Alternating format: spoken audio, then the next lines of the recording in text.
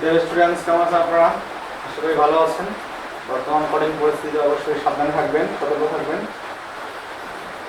আর অনেক বৃষ্টি হচ্ছে বাইরে, আশা করি দেখা যাচ্ছে। তো আমরা কিন্তু প্রবলেম ডিসকাশন করে ফেলেছি। এখন আজকে আমরা করব চ্যাপ্টার 8, সামথিং মেথডস।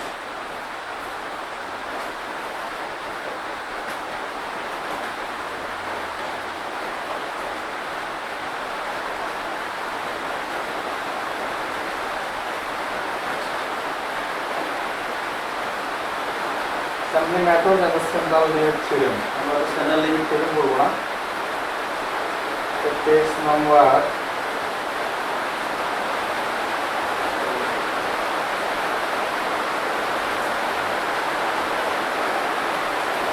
266।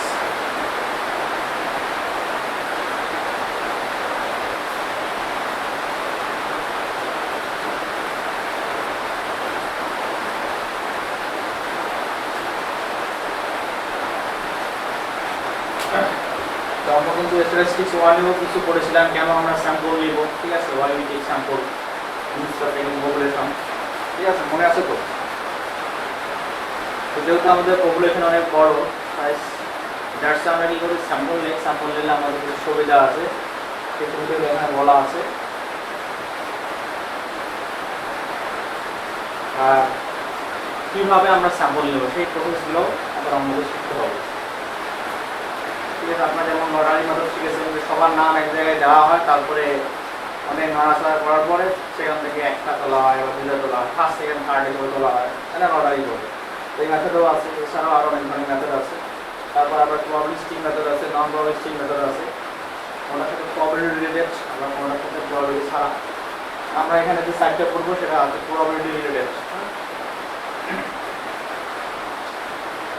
তো এখন দেখেন আমাদের page number 266, reasons to sample, কেন আমরা স্যাম্পল নেব।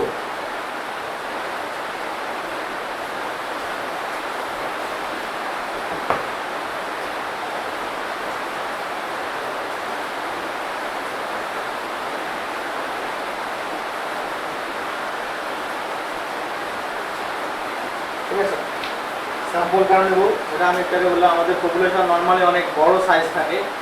বড় সাইজের পপুলেশন নিয়ে কাজ করতে গেলে বিভিন্ন ধরনের প্রবলেম ক্রিয়েট হয়। নর্মালি পপুলেশন নিয়ে কাজ করলেই বেটার রেজাল্ট পাওয়া যায়, কিন্তু যেহেতু সাইজটা অনেক বড় থাকে, দ্যাটস ওয়াই আমাদের কিছু প্রবলেম হয়। সেই প্রবলেমগুলো যাতে আমাদের না হয় এই জন্য আমরা যদি পপুলেশন না নিয়ে স্যাম্পল নেই। নাম্বার 1 কি বলতেছে,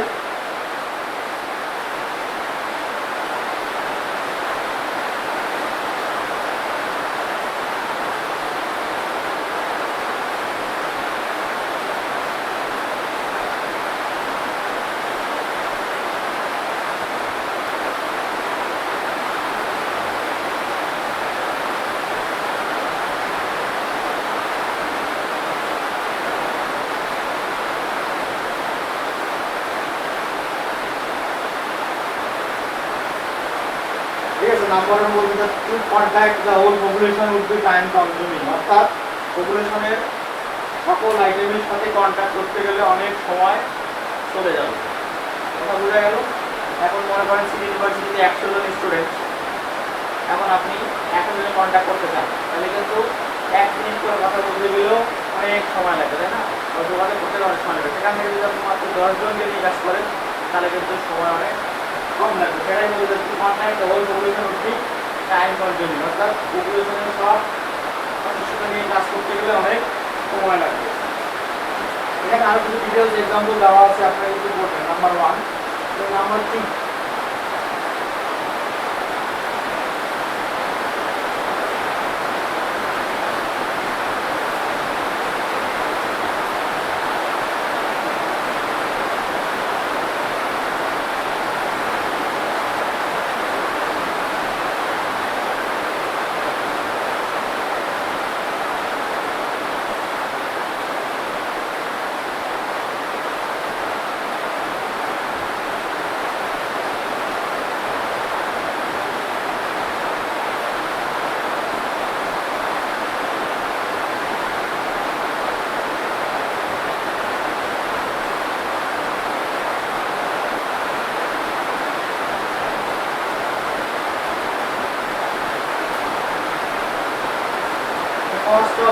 all the items in a population may be prohibited. অর্থাৎ পপুলেশনের সব আইটেম নিয়ে যদি আপনি স্টাডি করেন তাহলে অনেক খরচ পড়ে যাবে। ইউনিভার্সিটি যদি 5000 স্টুডেন্ট হয়, মানে সবার সম্পর্কে যদি আপনি স্টাডি করতে যান তাহলে কিন্তু অনেক অনেক খরচ করতে হবে। সেটা যদি 1 মিনিট করে কথা বলেন তাও কিন্তু 5000 টাকা চলে যাবে। সেখান থেকে যদি আপনি 50 জন নিয়ে কাজ করেন তাহলে কিন্তু 1 মিনিট করে কথা বললো 50 টাকা 1 মিনিট কত খরচ হবে, তাই না? এটাই বলতে যে সবাইকে নিয়ে স্টাডি করতে গেলে অনেক খরচ পড়বে। 1 নাম্বার ছিল অনেক সময় যাবে, 2 নাম্বার হলো অনেক খরচ হবে। নাম্বার 3,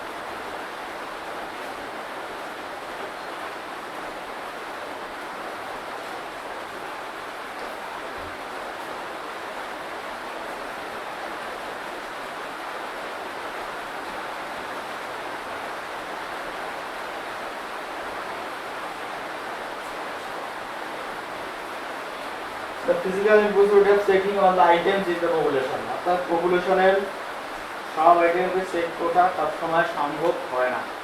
দেখা গেল আপনি কার সম্পর্কে জানতে চাচ্ছেন, সিটি ইউনিভার্সিটির স্টুডেন্টই ধরলাম, তাহলে আপনি এই সেমিস্টারে সিটি ইউনিভার্সিটিতে বসে আছেন, দেখা গেলো সে এই সেমিস্টারে রেজিস্ট্রেশনই করে নেই, অথবা সে কোথাও ঘুরতে গেছে, বিদেশে ঘুরতে গেছে এই সেমিস্টারের জন্য, তাহলে কিন্তু তাকে আপনি পাচ্ছেন না। সেটা বাংলাদেশে অনেক সময় থাকে যখন সার্ভে করা, ন্যাশনাল সার্ভে, দেখা গেলো যে যার বাসায় হয়তো সার্ভে করতে গেছে সে হয়তো বাসায় নেই, সে হয়তো আর একজন আত্মীয় বাসায় চলে গেছে, দায়ী কিন্তু পেল না। আবার হয়তো আরেকদিন খুঁজতে গেল, দেখা গেলো সে হয়তো দিন বাজার চলে গেছে। এটাই বলতে যে সবসময় কিন্তু পপুলেশনের সব আইটেমকে ফিজিক্যালি পাওয়া যায় না।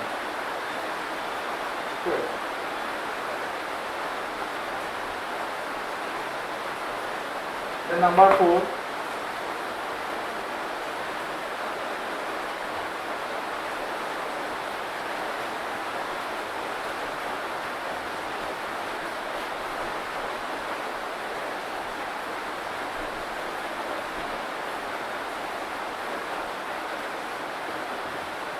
Number 4 destructive nature of some test. কিছু কিছু টেস্ট আছে যেগুলো নষ্ট হয়ে যায়, ধ্বংস হয়ে যায়। সেসব ক্ষেত্রে আপনি পপুলেশন নিলে তো সবগুলো নষ্ট হয়ে যাবে, সেটা না করে কী করতে হবে, স্যাম্পল নিলে কিছু নষ্ট হয়ে বুঝতে পারবেন যে কী অবস্থা, বাকিগুলো ঠিক থাকবে। মনে করেন যে অ্যাটম বোম, আমার অ্যাটম বোম 10টা তৈরি করা হলো, এখন সব যদি আপনি টেস্ট করেন যে ঠিক জায়গায় যাচ্ছে কিনা, নির্দিষ্ট দূরত্বে বা নির্দিষ্ট শক্তি গাড়িতে পড়তেছে কিনা, তাহলে কি অ্যাটম বোম তৈরি করতে অনেক অনেক কস্ট। তো সবগুলো যদি আপনি টেস্ট করে দেখেন তাহলে কি হবে, সবগুলো নষ্ট হয়ে যাবে, পৃথিবীর ধ্বংসের চান্স থাকতে পারে। তো এখানে কি করতে হবে, 2-1টা টেস্ট করে দেখতে হবে যে নির্দিষ্ট দূরত্বে যাচ্ছে কিনা, ঠিক আছে, শক্তি গাড়িতে আক্রমণ করতে পারতেছে কিনা। এই জন্য বলতে destructive nature of some test. কিছু টেস্ট আছে যেগুলো নষ্ট হয়ে যায়, ধ্বংস হয়ে যায়, এসব ক্ষেত্রে আপনি সবগুলোই টেস্ট না করে অল্প করতে করলেই বুঝতে পারবেন। নাম্বার 5,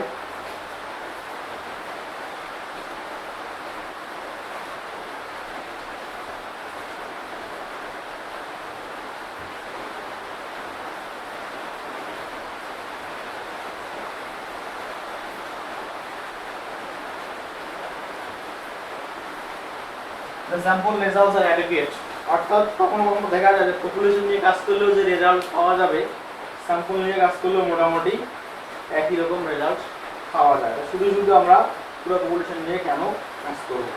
সেক্ষেত্রে আমরা কি করব, অবশ্যই ছোট একটা পার্ট নিয়ে কাজ করব। যেমন মনে করেন যে জানতে চাচ্ছেন যে লবণের কেজি কত, এখন লবণের কেজি আপনার এলাকায় 2-4টা যদি বাজার ঘুরে দাম করে লবণের কেজি কত, 20 টাকা, মেবি 20 টাকা, 20 টাকা, 20 টাকা, তাহলে আপনি পাশের দোকান বাজারে বা আরেক বাজারে গিয়ে জিজ্ঞাসা করলেন, দাম পেলেন 20 টাকা করে কেজি। এখন পুরো বাংলাদেশ যদি লবণের দাম শোনার কি দরকার আছে? 2-4 দোকান শুনলেই কিন্তু বুঝতে পারলেন যে লবণের দাম কেন। সো পুরো বাংলাদেশে লবণের দাম জানার দরকার না। তাহলে কী হলো, পুরো বাংলাদেশ ঘুরে লবণের যে দাম পেতেন 4-5টা দোকান আমার বাড়ির আশেপাশে, সেগুলো খুঁজে কিন্তু মোটামুটি একই দাম। তো শুধু শুধু পুরো বাংলাদেশে খোঁজার দরকার নেই। সেটাই বলতে স্যাম্পল রেজাল্টস আর অ্যাডেকুয়েট। এই হলো 5টা reason so you take sample instead of taking population. বোঝা গেছে আশা করি। বাট পপুলেশন নিয়ে কাজ করলে কিন্তু রেজাল্ট অবশ্যই ভালো হবে, বেটার হবে স্যাম্পল থেকে। কিন্তু আমাদের এইসব কনস্ট্যান্টের কারণে আমাদের পপুলেশন না নিয়ে আমরা কি নেবো, স্যাম্পল নেব। এবং কী কী উপায় আমরা স্যাম্পল নিতে পারি? অনেক উপায় আছে।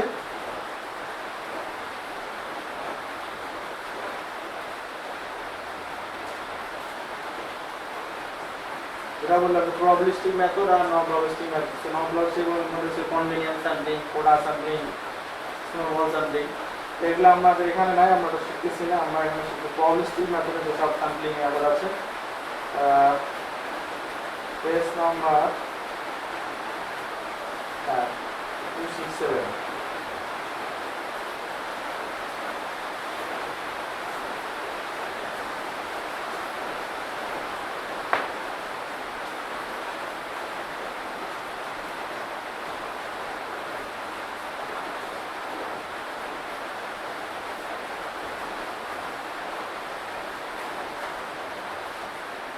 Sampling methods.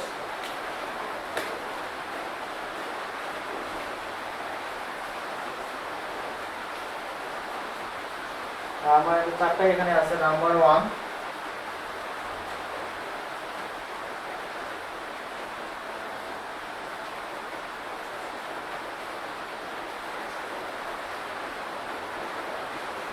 simple random sampling. Number 2, পরের পেজে আরো কিছু পড়ে 7 systematic random sampling.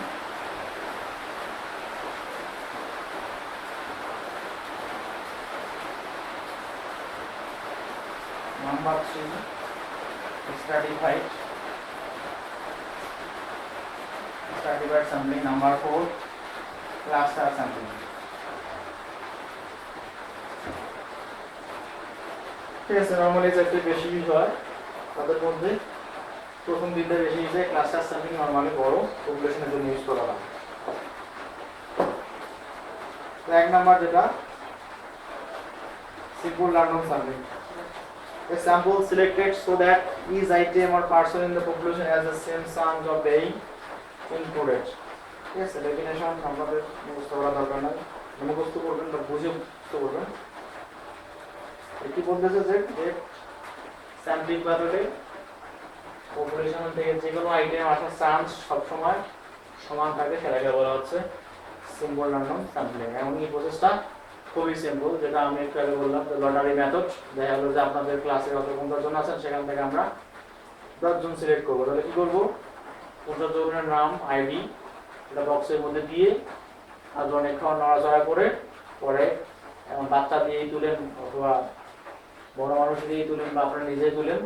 তারপর 10 জন, প্রথমে 1 জন 2 জন 3 জন এভাবে 10 জন তুলবেন। সেটাই হচ্ছে সিম্পল র্যান্ডম স্যাম্পলিং। এখানে সবারই আছে চান্স কি সমান। ঠিক আছে, এই জন্যই খুবই সিম্পল, এটাই জন্য বলা simple random sampling. Then number 2,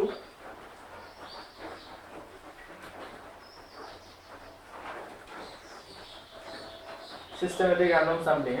A random starting point is selected and then every case member of the population is selected. এখানে কি হবে, প্রথমে একটা র্যান্ডমলি একজনকে চুজ করা হবে, তারপরে একটা নির্দিষ্ট ইন্টারভাল পর পর বাকি সবাইকে চুজ করা হবে। আর মনে করেন যে আপনি ফর এক্সাম্পল বিশ্ব ইজতেমায় আপনি টুপি দিবেন, যারা বিশ্ব ইজতেমার সময় যায়, তাহলে কি হবে, আপনি ইচ্ছা মতো দিতে পারেন। আবার বলতে পারেন যে বসে থেকে যে 10 জন পর পর যেখানে আপনি বসে থাকবেন 10 জন পর পর যে আসবে আপনি তাকেই দেবেন। ঠিক আছে, কারণ আপনার কথা বলে তো দেওয়ার সময় থাকবে না, বিশ্ব ইজতেমার মানুষ অনেক বেশি থাকে, অনেক ব্যস্ত থাকে। তাহলে সেখানে আপনি হয়তো প্রথমে একজন দেওয়া শুরু করলেন যার মাথায় হয়তো বা টুপি নেই। ঠিক আছে, তাহলে যে প্রথমে আসলে যার মাথায় টুপি নেই তাকে দিলেন, এরপর আপনি ঠিক করলেন 10 জন পর পর আপনি টুপি দিতে থাকবেন, এবং তার মাথায় টুপি থাকলেও দিতে হবে, না থাকলেও দিতে হবে। এটা হচ্ছে নির্দিষ্ট ইন্টারভাল পর পর আপনি দিতেই থাকবেন যতক্ষণ আপনার টিভি থাকতে পারে, ঠিক আছে। অথবা আপনাদের ক্লাসে যেটা বললাম যে আপনাদের ক্লাসে বললাম 50 জন আছেন, আপনারা 10 জন সিলেক্ট করবেন। তো র্যান্ডমলি একজনকে চুজ করলেন, ফর এক্সাম্পল মনে করেন যে রোল নাম্বার 1 থেকে 50, আপনি র্যান্ডমলি চুজ করে রোল নাম্বার 7 উঠলো, তাহলে এখন আপনি কয়জন নেবেন? যেহেতু 50 জনের স্টুডেন্ট 10 জন নেবেন, তাহলে 5 জন পরপর যেতে হবে। তাহলে 7 রোল প্রথমে চলে আসলো, 7 এর পরে 5 যোগ করলে কত হয়? 12, তাহলে 12 নম্বর রোল চলে আসবে, 12 এর সাথে 5 যোগ করলে কত হয়? 17। এভাবে 5 জন পরপর চলে আসতে থাকবে, যখন 10 নাম্বার চলে আসবে তখন, ঠিক আছে। এটা হচ্ছে সিস্টেমেটিক র্যান্ডম স্যাম্পলিং, অর্থাৎ সিস্টেম অনুযায়ী যেতে থাকবে একটার পর একটা।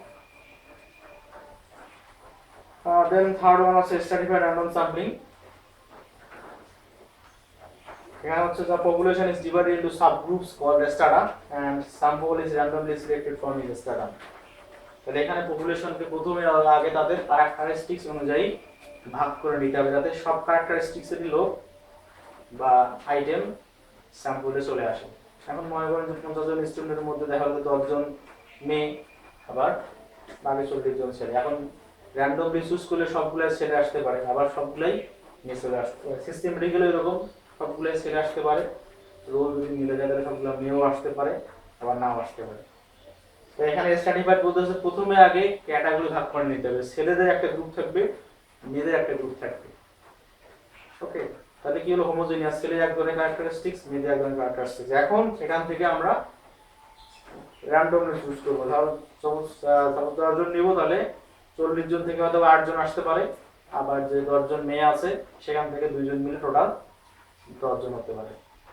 বাট এখানে হবে কি, কনফার্ম থাকবে যে ছেলেও আসবে মেয়েও আসবে। বাট র্যান্ডমলি বা সিস্টেমেটিক্যালের ক্ষেত্রে কিন্তু সেখানে কনফার্ম না, ছেলেও আসতে পারে মেয়েও আসতে পারে, অথবা সবই ছেলে আসতে পারে অথবা সবই মেয়ে আসতে পারে। বাট স্ট্র্যাটিফাইডের ক্ষেত্রে কিন্তু অবশ্যই ছেলেও আসবে মেয়েও আসবে, এটা কনফার্ম। যেহেতু আমরা প্রথমেই গ্রুপে ভাগ করে নিয়েছি, ছেলেদের এক গ্রুপ মেয়েদের এক গ্রুপ। ছেলেদের 40 জন থেকে 8 জন আসতে পারে, 9 জন বা 7 জন যেটাই হোক, সেটা ডিপেন্ড করতেছে পার্সেন্টেজের উপরে। আর এই ডিগ্রি মেয়েদের 10 জন, সেখান থেকে 1 জন আসতে পারে, 2 জন আসতে পারে, বাট আসবেই। এটাই হচ্ছে স্ট্র্যাটিফাইড র্যান্ডম স্যাম্পলিং, ঠিক আছে। লাস্ট ওয়ান হচ্ছে cluster sampling. A population is divided into clusters using naturally occurring graphic or other boundaries. The cluster sampling normally হচ্ছে কি ন্যাচারালি অকারিং, অর্থাৎ প্রকৃতিগতভাবে তৈরি কিছু বাউন্ডারি বা জিওগ্রাফিক রিজনের উপর ভাগ করা থাকে, তারপর সেখান থেকে আমরা স্যাম্পল নিয়ে থাকি। তো এখানে নর্মাল হচ্ছে কি, সাপোজ আমরা যদি এই যে ক্লাস্টার এবং স্ট্র্যাটিফাইডের মধ্যে পার্থক্য এটাই যে স্টার্টার মধ্যে কিন্তু এক ক্যাটাগরির লোক সবাই একসাথে থাকবে, আর ক্লাস্টারের মধ্যে হবে বিভিন্ন ক্যাটাগরির লোক একসাথে থাকবে। এটা ডিপেন্ড করতেছে আপনি কি ধরনের সার্ভে করেন, তার উপর বেস করে ক্লাস্টার বা স্টার্টার হবে। যেমন আপনি সাপোজ জানতে চাচ্ছেন স্টুডেন্টদের, মনে করেন যে যদি আপনি হল ওয়াইজ জানতে চান স্টুডেন্টদের, তাহলে ছেলেদের হলে ছেলেরা থাকে, মেয়েদের হলে মেয়েরা থাকে। তো এগুলো কি একটা স্ট্যাটা, কারণ সব ওইখানে সব ছেলে আর এখানে সব মেয়ে, তাহলে এটা হলো স্ট্যাটা। এখন যদি আপনি ইকোনমিক স্ট্যাটাস দিয়ে চিন্তা করেন, যে ইকোনমিক কন্ডিশন জানতে চান, তাহলে কি হবে? এখন ওই ছেলেদের হবে কিন্তু ধনী গরিব বিভিন্ন ধরনের স্টুডেন্ট আছে, আবার মেয়েদের হলেও কিন্তু আপনি ধনী গরিব মাঝার মিডিল ক্লাস সব ধরনের স্টুডেন্ট আছে। তাহলে এই যে ইকোনমিক স্ট্যাটাস যদি আপনি একটা ভেরিয়েবল নাম, এই অনুযায়ী চিন্তা করলে কিন্তু এই হলগুলো হচ্ছে একটা ক্লাস্টার। আপনাকে বোঝা গেল, আপনি যখন জেন্ডার একটা ভেরিয়েবল হিসেবে নেবেন, তখন কিন্তু ছেলেদের হলে সব ছেলে থাকে, মেয়েদের হলে সব মেয়ে থাকে, তাহলে এগুলো স্ট্যাটা। ছেলেরা এক ক্যাটাগরি, মেয়ে এক ক্যাটাগরি, এটা হলো স্ট্যাটা। আর আপনি যখন ইকোনমিক স্ট্যাটাস চিন্তা করবেন, জানতে চাচ্ছেন ঠিক আছে স্টুডেন্টদের মান্থলি ইনকাম বা মান্থলি এক্সপেন্ডিচার পারিবারিক, তখন কিন্তু এই ছেলেদের হলেও ধনী গরিব মিডল ক্লাস লোক মিক্স থাকে, মেয়েদের হলেও কিন্তু ধনী গরিব মিডল ক্লাস লোক মিক্স থাকে। সো কি হলো, এখানেও এখান থেকে আপনি কিন্তু বিভিন্ন ক্যাটাগরি মিক্স করেন, সো এগুলো হচ্ছে আপনার ক্লাস্টার হয়ে গেল। তো যেমন যেটা বললো যে ইকোনমিক রিজিয়ন বা বাউন্ডারি, জিওগ্রাফিক বা আদার বাউন্ডারি। জিওগ্রাফিক মানে কি, আপনি যদি সাপোজ জানতে চান বাংলাদেশের মানুষের ইকোনমিক স্ট্যাটাস, তাহলে কি হবে? প্রতি জেলাতেই কিন্তু ধনী গরিব মানুষ আছে, প্রতি থানাতেও ধনী গরিব মানুষ আছে, তাই না? তো প্রতিটা জেলায় যদি আপনি জেলা আবার চিন্তা করেন, প্রতিটা জেলায় একটা ক্লাস্টার, ক্লাস্টার থেকে আপনি কতদূর করে নেবেন সেটা তো ডিপেন্ড করতেছে আপনার পপুলেশন তার উপরে। আমাদের কিছু ফ্যাক্টরের উপরে, সেগুলো আমরা হয়তো পরে শিখবো। তাহলে বুঝা গেল ক্লাস্টার এবং স্যাম্পল কি। ক্লাস্টার এবং স্টার, স্টার মানে হচ্ছে সবাই একই ক্যাটাগরির একসাথে থাকবে, আর ক্লাস্টার মানে হচ্ছে বিভিন্ন ক্যাটাগরির লোক একসাথে থাকবে, বাট ঠিক আছে আলাদা আলাদা গ্রুপে থাকবে। এটা ডিপেন্ড করতেছে ভেরিয়েবল কি তার উপর বেস করে। তারপরে এটা একটা ডেফিনিশন আর রেজন্স টু স্যাম্পল, এগুলো পড়বেন, এটা হচ্ছে থিওরি হিসাব করে। আজকে আমি কিভাবে এবং স্যাম্পল নেওয়া যায় পপুলেশন থেকে এটা একটা ম্যাথ করি।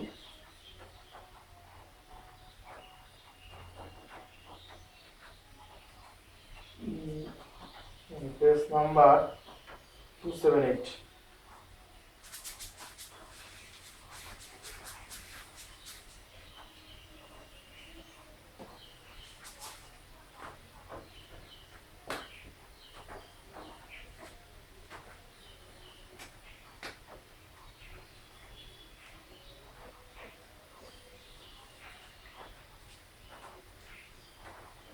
নাম্বার 5,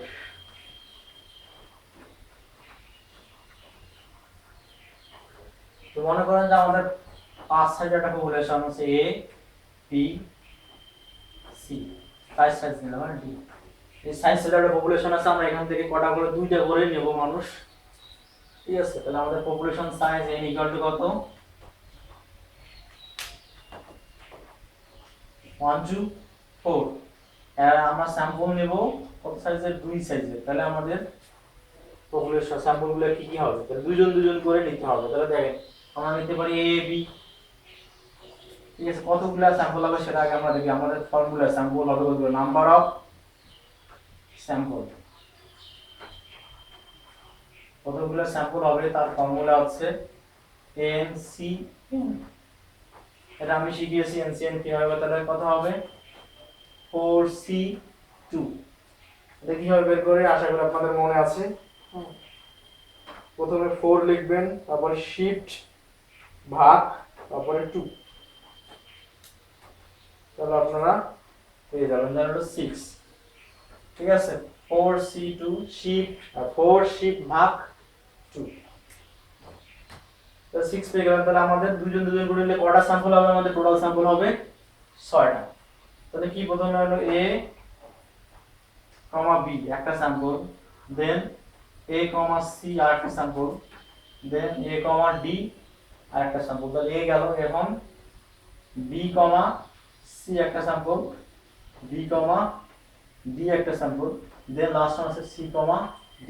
তাহলে কয়টা পেলাম আমরা, 1 2 3 4 5 6। তাহলে এটাই হলো 6টা স্যাম্পল আমরা পেয়ে গেলাম, ঠিক আছে। এভাবে আমরা স্যাম্পল নেব, তারপর স্যাম্পলের মিন এগুলো বের করতে হবে। আমরা 5 নাম্বারটা করতেছি দেখেন।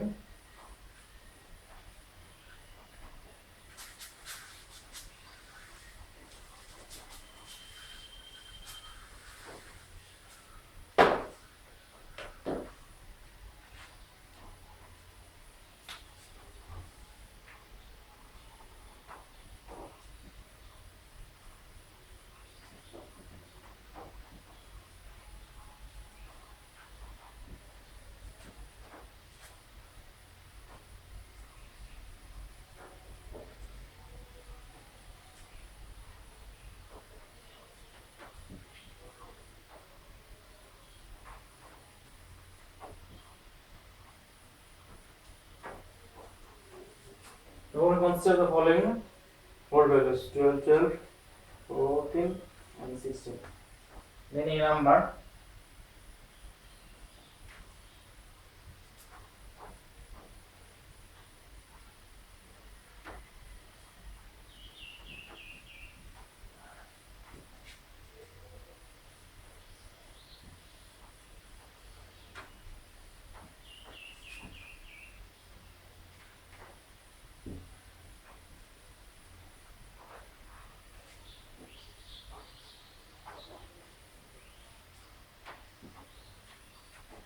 B number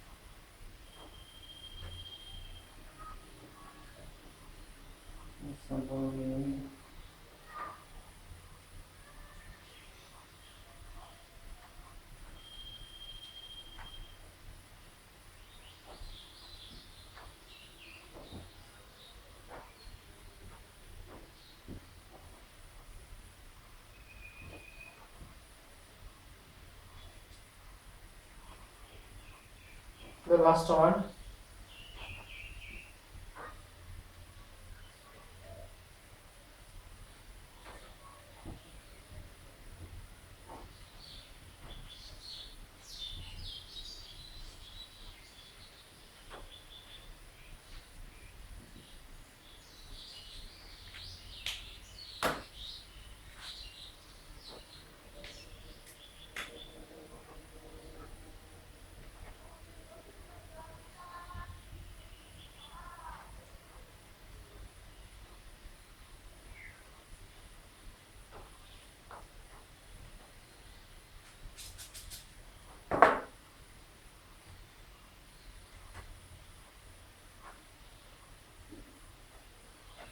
Population with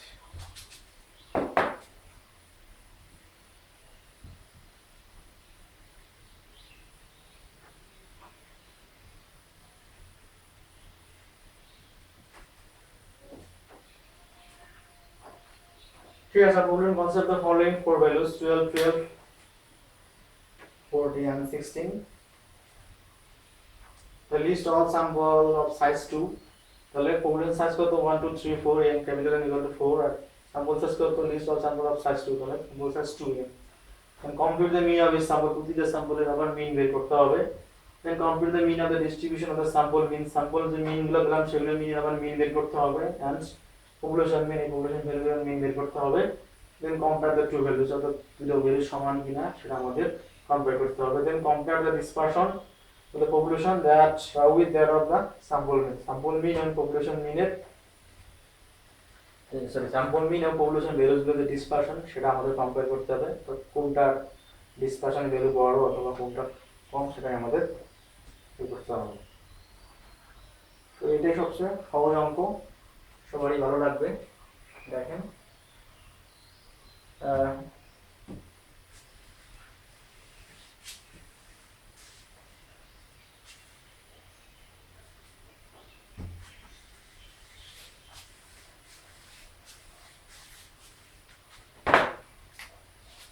given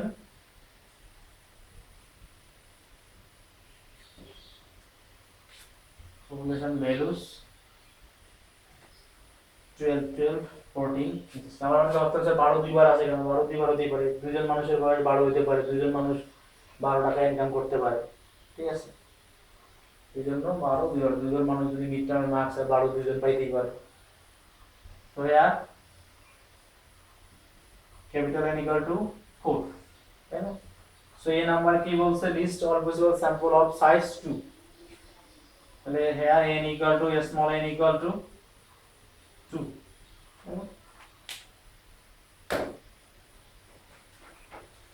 2 হয় তবে নাম্বার অফ স্যাম্পল কতগুলো হবে আমাদের ফর্মুলা হচ্ছে কি nc n 4c2 এটাকে আমরা দেখলাম 4c2 মানে 6 তাহলে এখন স্যাম্পল গুলো কি হবে all possible sample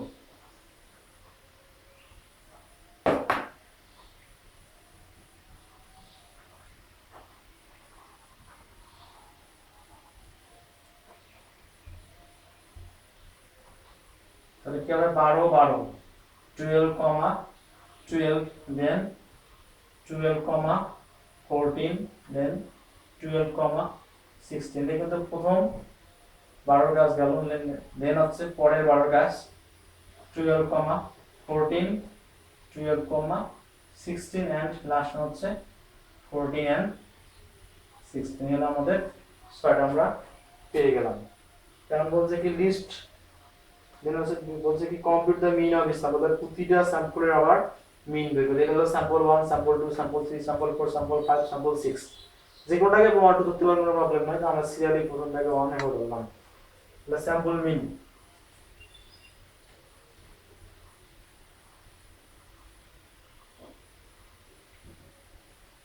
তাহলে প্রথমটাকে আমরা স্যাম্পল মিনকে আমরা x বার লিখি তাই না তো যেহেতু আমাদের প্রথম স্যাম্পলের জন্য আমরা x1 বার লিখলাম তাহলে আমরা স্যাম্পল মিনের ফর্মুলা কি ছিল মনে আছে দুইটা ভ্যালু যোগ ডিভাইড বাই 2 ইকুয়াল টু কত হবে 12 12 যোগ 12 ডিভাইড বাই 2, তাহলে প্রথমটার জন্য x1 বার, সিমিলারলি আমরা দিলাম পরেরটা x2 বার। তাহলে আমি ডিরেক্ট কিন্তু লিখতেছি 12 যোগ 14 কত হয় 26, 26 ডিভাইড বাই 2 কত হবে 13। আপনারা চাইলে যোগ করে করে দেখাই দিতে পারেন, আর এভাবে একবারে দেখালে কোনো প্রবলেম নাই। যেমন 3, তাহলে দিস প্লাস দিস কত হবে 28, তাহলে কত হবে 14। then again এটা x4 equal to 13, x5 equal to 14 and x6 equal to 15। ঠিক আছে, x বার সবগুলো কিন্তু x বার। হ্যাঁ, তার প্রথমটা হলো 12, দ্বিতীয়টা হলো 13, তৃতীয়টা হলো 14, তৃতীয় 13 ভাবে আমরা স্যাম্পল বিগুলো পেয়ে গেলাম। তাহলে এই নাম্বারের অ্যান্সার আমাদের শেষ। ঠিক আছে, এই মানগুলো একটু মনে রাখতে হবে। Then B number,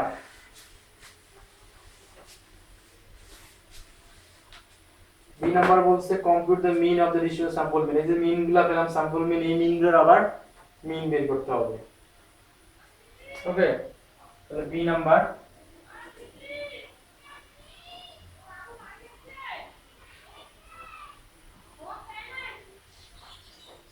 mean of sample mean, তাহলে সবগুলা মিনের আমরা, তো নরমালি আপনাদের বই দেওয়া আছে মিউ x বার, তো আমরা এটাকে এখানে আমরা x বার দিছি, এখানে আমরা x ডাবল বার দিলাম, তাহলে মিনের মিন বুঝাবো। তাহলে কি হবে সবগুলা মিন যোগ করে আমরা ভাগ করব, x2 bar plus x3 bar plus x4 bar plus x5 bar plus x6 bar divide by 6। So মানগুলো কত 12, 13, 14, 13, 14 প্লাস 15 ডিভাইড বাই 6। ভাগ করলে কত হয়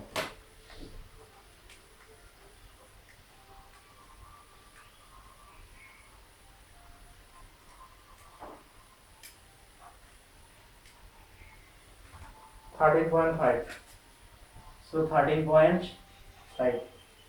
তাহলে আমরা মিন স্যাম্পল পেয়ে গেলাম, মিন অফ স্যাম্পল মিন। আর দেন বলছে যে কম্পিউট দা পপুলেশন মিন, তাহলে পপুলেশন মিন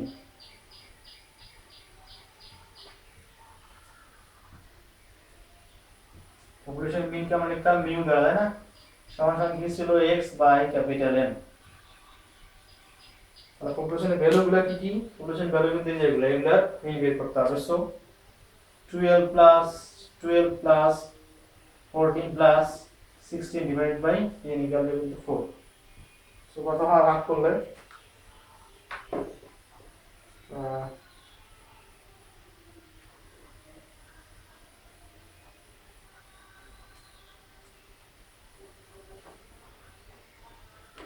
সেটাও 13.5। দেন বলছে কম্পেয়ার দ্য ট্রু ভ্যালুস, তাহলে আমরা কি পেলাম মিন অফ স্যাম্পল মিন আর পপুলেশন মিন দুটো কি পেলাম সেম পেয়ে গেলাম। সেটাই কিন্তু আমাদের comparison.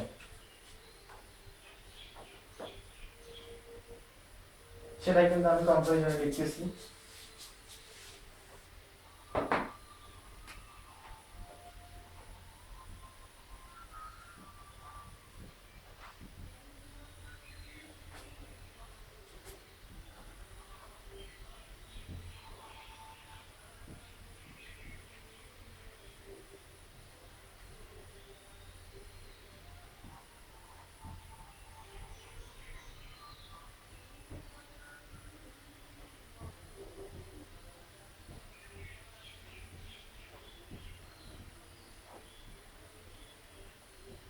The mean of sample mean is exactly equal to the population mean।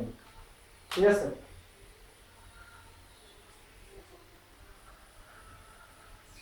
Last one ছিল কি, এখানে দুটো কিন্তু সেম আসে, জন্য আমরা এক্স্যাক্টলি লিখব, যদি কাছাকাছি দেন আপনি অ্যাপ্রক্সিমেটলি ইকুয়াল লিখতে পারেন, আর যদি নাই আসে তাহলে তো লিখবেন না, নট ইকুয়াল টু লিখবেন।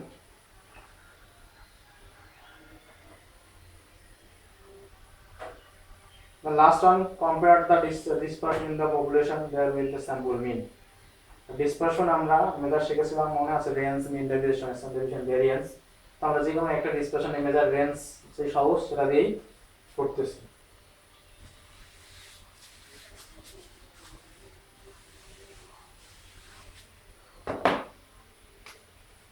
সি নাম্বার,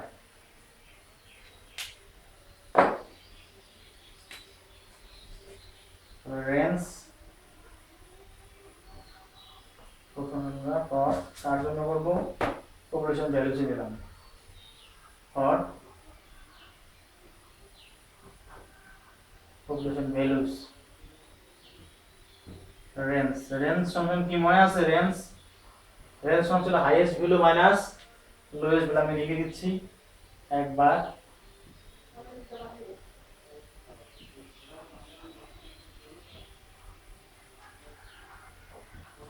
তাহলে পপুলেশন ভ্যালু হাইয়েস্ট ভ্যালু কত? 16, লোয়েস্ট ভ্যালু কত? 12। তো 16 minus 12 equal to 4। Then number পরের থেকে আমরা পপুলেশন ভ্যালুর জন্য বের করলাম। Then for sample mean range, sample mean এর দেখেন যে হাইয়েস্ট ভ্যালু কত ছিল? হাইয়েস্ট ভ্যালু ছিল 50 আর লোয়েস্ট ভ্যালু কত ছিল? 12। সো বিয়োগ করলে কত হয়? 3। তাহলে কি হলো? রেঞ্জ স্যাম্পল মিন এর জন্য ছোট দেন পপুলেশন ভ্যালুস, সেটাই আমাদের কম্পারিজনে গিয়ে লিখতে হবে।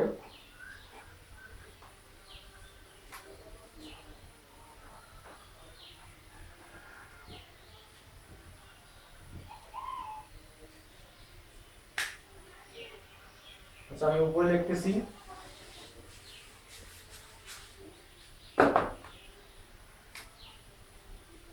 ঠিক আছে, এটা কিন্তু এই জায়গায়।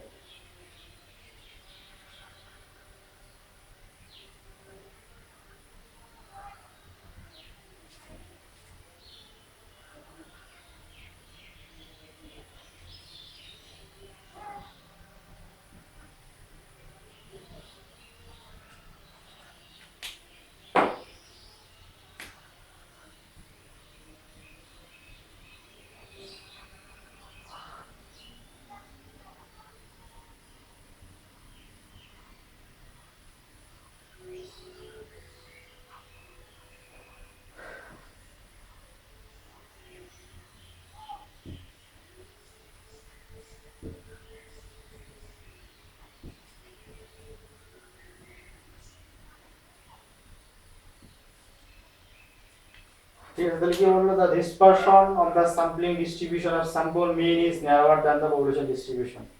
অর্থাৎ ডিসপারশন সাম্পলিং ডিস্ট্রিবিউশনের মিনের যে ডিসপারশন রেঞ্জটা কত ছিল? 3, ন্যারোয়ার মানে কম দেন দা পপুলেশনের ডিস্ট্রিবিউশন যে রেঞ্জ ছিল সেটা ছিল 4, সেটার থেকে স্যাম্পলিং ডিস্ট্রিবিউশন অফ স্যাম্পল মিনের যে রেঞ্জ সেটা কিন্তু ছোট ছিল। এটাই বলতেছে ন্যারোয়ার বা কম। ঠিক আছে, তো আপনারা বাসায় প্র্যাকটিস করে, আমি 5 নাম্বার বললাম, আপনারা 6, 7, 8 যেগুলো পারেন প্র্যাকটিস করবেন। আর কোনো প্রবলেম হলে অবশ্যই আমার সাথে কন্ট্যাক্ট করবেন। ঠিক আছে, সবাই ভালো থাকুন, সুস্থ থাকুন, সবাইকে ধন্যবাদ।